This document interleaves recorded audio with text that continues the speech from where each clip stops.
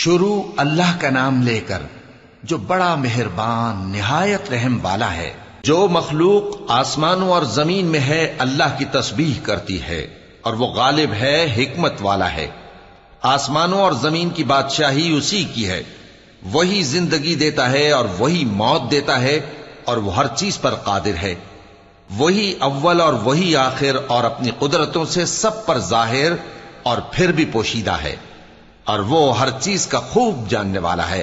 وہی ہے جس نے آسمانوں اور زمین کو 6 دن میں پیدا کیا، پھر عرش پر جلوہ افروز ہوا۔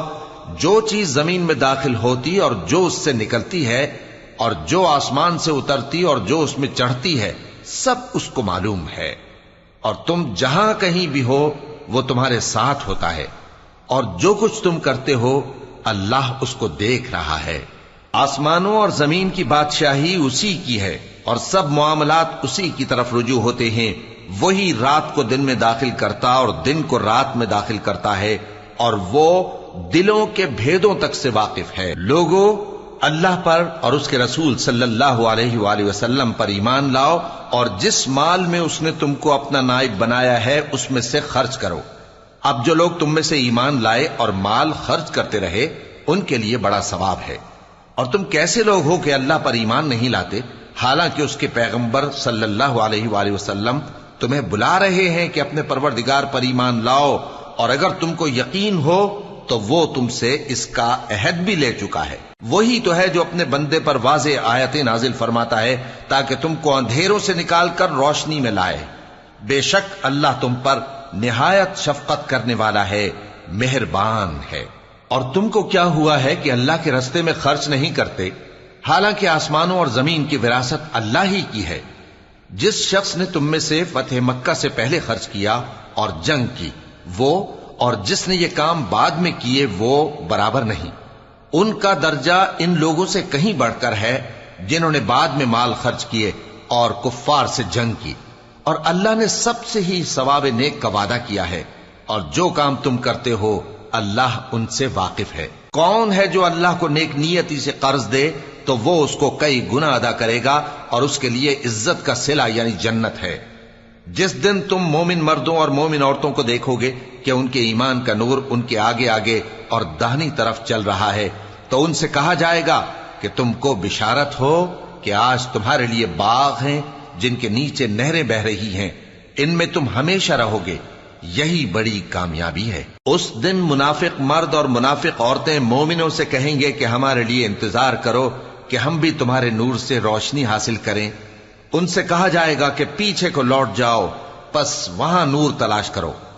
پھر ان کے بیچ میں ایک دیوار کھڑی کر دی جائے گی جس میں ایک دروازہ ہوگا، جو اس کی جانب اندرونی ہے اس میں تو رحمت ہے، اور جو بیرونی جانب ہے اس طرف عذاب ہے۔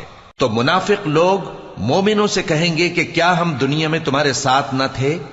وہ کہیں گے کیوں نہیں تھے، لیکن تم نے خود اپنے آپ کو بلا میں ڈالا اور ہمارے لیے گردش زمانہ کے منتظر رہے، اور اسلام میں شک کیا، اور فضول آرزوؤں نے تم کو دھوکے میں ڈالے رکھا، یہاں تک کہ اللہ کا حکم آ پہنچا، اور اللہ کے بارے میں تم کو وہ شیطان بڑا فریبی فریب دیتا رہا۔ تو آج تم سے کوئی معاوضہ نہیں لیا جائے گا، اور نہ کافروں ہی سے قبول کیا جائے گا۔ تم سب کا ٹھکانہ دوزخ ہے کہ وہی تمہارے لائق ہے، اور وہ بری جگہ ہے۔ کیا ابھی تک مومنوں کے لیے اس کا وقت نہیں آیا کہ اللہ کی یاد کرنے کے وقت اور قرآن جو حق کی طرف سے نازل ہوا ہے اس کے سننے کے وقت ان کے دل نرم ہو جائیں، اور وہ ان لوگوں کی طرح نہ ہو جائیں جن کو ان سے پہلے کتابیں دی گئی تھیں، پھر ان پر طویل عرصہ گزر گیا تو ان کے دل سخت ہو گئے، اور ان میں سے اکثر نافرمان ہیں۔ جان رکھو کہ اللہ ہی زمین کو اس کے مرنے کے بعد زندہ کرتا ہے۔ ہم نے اپنی نشانیاں تم سے کھول کھول کر بیان کر دی ہیں تاکہ تم سمجھو۔ جو لوگ خیرات کرنے والے ہیں، مرد بھی اور عورتیں بھی، اور اللہ کو نیک نیتی سے قرض دیتے ہیں، ان کو کئی گنا ادا کیا جائے گا، اور ان کے لیے عزت کا صلہ ہے۔ اور جو لوگ اللہ اور اس کے پیغمبروں پر ایمان لائے، یہی اپنے پروردگار کے نزدیک صدیق اور شہید ہیں۔ ان کے لیے ان کے اعمال کا صلہ ہوگا، اور ان کے ایمان کی روشنی بھی ہوگی۔ جن لوگوں نے کفر کیا اور ہماری آیتوں کو جھٹلایا، وہی اہل دوزخ ہیں۔ جان رکھو کہ دنیا کی زندگی محض کھیل اور تماشا اور زینت و آرائش اور تمہارے آپس میں فخر و ستائش اور مال و اولاد کی ایک دوسرے سے زیادہ طلب و خواہش ہے۔ اس کی مثال ایسی ہے جیسے بارش کہ اس سے اگنے والی کھیتی کسانوں کو بھری لگتی ہے، پھر وہ کھیتی خوب زور پر آتی ہے، پھر اے دیکھنے والے تو اس کو دیکھتا ہے کہ پک کر زرد پڑ جاتی ہے، پھر چورا چورا ہو جاتی ہے۔ اور آخرت میں کافروں کے لیے عذاب شدید اور مومنوں کے لیے اللہ کی طرف سے بخشش اور خوشنودی ہے۔ اور دنیا کی زندگی تو دھوکے کا سامان ہے۔ بندو اپنے پروردگار کی بخشش کی طرف اور جنت کی طرف لپکو جس کا عرض آسمان اور زمین کے عرض کا سا ہے، اور وہ ان لوگوں کے لیے تیار کی گئی ہے جو اللہ پر اور اس کے پیغمبروں پر ایمان لائے ہیں۔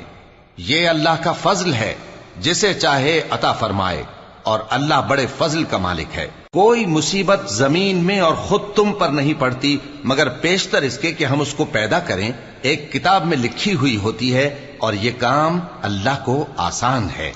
تاکہ جو فائدہ تمہیں حاصل نہ ہو سکا اس کا غم نہ کھایا کرو، اور جو تم کو اس نے دیا ہو اس پر اترایا نہ کرو۔ اور اللہ کسی اترانے اور شیخی بگاڑنے والے کو دوست نہیں رکھتا، جو خود بھی بخل کریں اور لوگوں کو بھی بخل سکھائیں۔ اور جو شخص روگردانی کرے تو اللہ بھی بے نیاز ہے، لائق حمد و ثنا ہے۔ ہم نے اپنے پیغمبروں کو کھلی نشانیاں دے کر بھیجا اور ان پر کتابیں نازل کی اور میزان عدل، تاکہ لوگ انصاف پر قائم رہیں، اور لوہا پیدا کیا کہ اس میں اسلحہ جنگ کے لحاظ سے زور بھی بہت ہے اور لوگوں کے لیے فائدے بھی ہیں، اور اس لیے کہ جو لوگ بن دیکھے اللہ اور اس کے پیغمبروں کی مدد کرتے ہیں اللہ ان کو معلوم کرے۔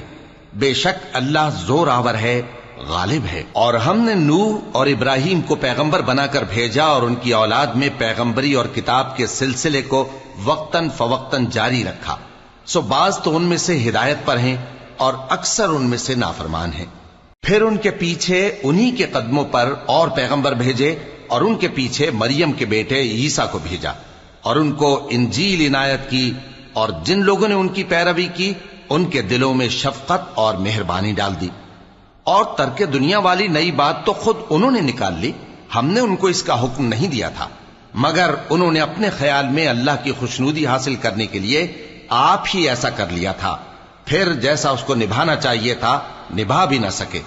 پس جو لوگ ان میں سے ایمان لائے ان کو ہم نے ان کا اجر دیا، اور ان میں بہت سے نافرمان ہیں۔ مومنو اللہ سے ڈرو اور اس کے پیغمبر پر ایمان لاؤ، وہ تمہیں اپنی رحمت سے دگنا اجر عطا فرمائے گا اور تمہارے لیے روشنی کر دے گا جس میں تم چلو گے، اور تم کو بخش دے گا، اور اللہ بخشنے والا ہے، مہربان ہے۔